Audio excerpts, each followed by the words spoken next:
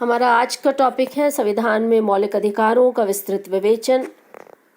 तो हम मौलिक अधिकारों का विस्तृत विवेचन करते हैं। तो पहला अधिकार है समानता का अधिकार। अनुच्छेद 14 से लेकर 18 तक इस अधिकार की विवेचना है। अनुच्छेद 14 जो कि विधि की समक्ष समानता एवं विधियों के समान संरक्षण की बात करता है।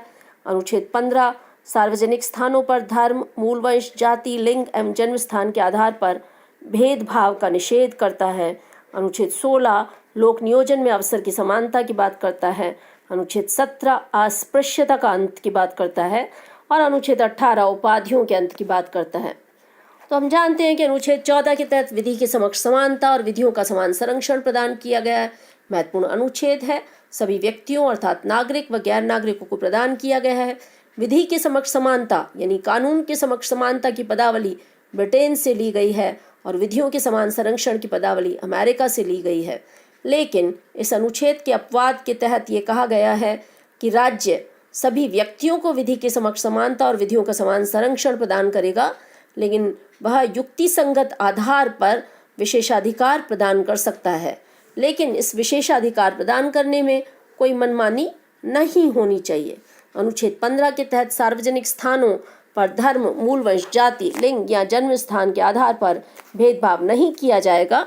सार्वजनिक स्थान कौन से होंगे, इसके बारे में अनुच्छेद 15(2) में यह कहा गया है कि दुकान, तालाब तथा ऐसे कोई भी जगह, धर्मशाला, ऐसी कोई भी जगह जो सार्वजनिक स्थान के रूप में जिसे उल्लेखित किया गया है, जहाँ पर लोग एकत्रित होते हैं, इकट्ठे होते हैं, उस सार्वजनिक आधार पर जो है कोई धर्म, मूल वंश, जाति, लिंग या जन्म स्थान के आधार पर भेदभाव नहीं किया जाएगा। तो आप सभी जानना चाहिए आपको कि दुकान, सार्वजनिक भोजनालय, होटल, सार्वजनिक मनोरंजन के स्थान, ये सभी जो है कुएं, तालाब, स्नानघर, ये सब जहाँ सार्वजनिक समागम के स्थान हैं, वहाँ राज्य के द्वारा इन आधारों पर भेदभाव नहीं किया जाएगा।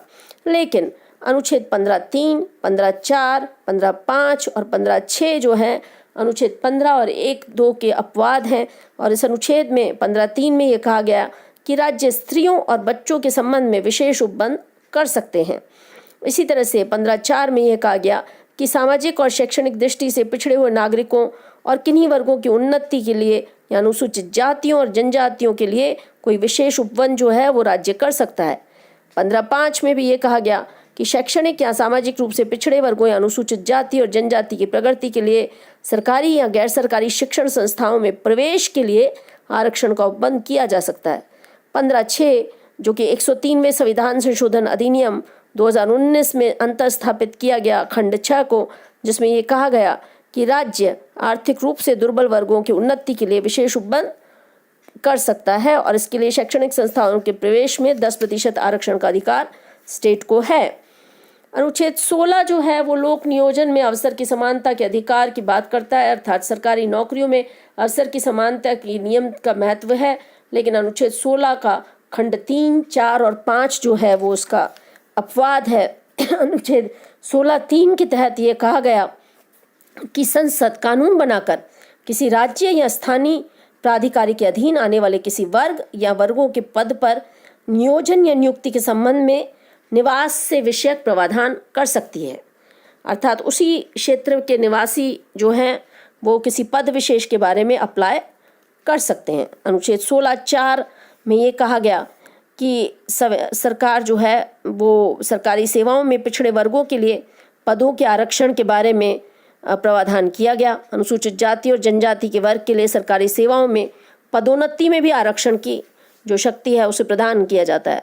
अनुच्छेद 16(5) ये कहता है कि किसी धार्मिक या सांप्रदायिक संस्थाओं के क्रियाकलापों का प्रबंधन करने के लिए स्टेट उसी धर्म या संप्रदाय के मानने वाले लोगों को नियुक्त करने के लिए कानून का निर्माण कर सकती है। 16(6) जो 2019 में 103वें संविधान संशोधन द्वारा अंतर्स्थापित हुआ, उसके अनुसार राज्य को यह अधिकार है कि वह आरक्षण प्राप्त वर्गों को छोड़कर आर्थिक रूप से दुर्बल वर्गों की नियुक्तियों में 10% तक का आरक्षण दे सकता है। तो इस प्रकार हम देखते हैं कि 16(4), 16(4)क, 16(4)ख, 16(5) और 16(6) जो है वो 16 के अपवाद हैं जो कि राज्य को अधिकार देते हैं कि वो पिछड़े वर्ग के नागरिकों को, किन्हीं वर्गों को सरकारी नौकरियों में आरक्षण तथा आर्थिक रूप से कमजोर वर्ग के नागरिकों को आरक्षण दे सकता है।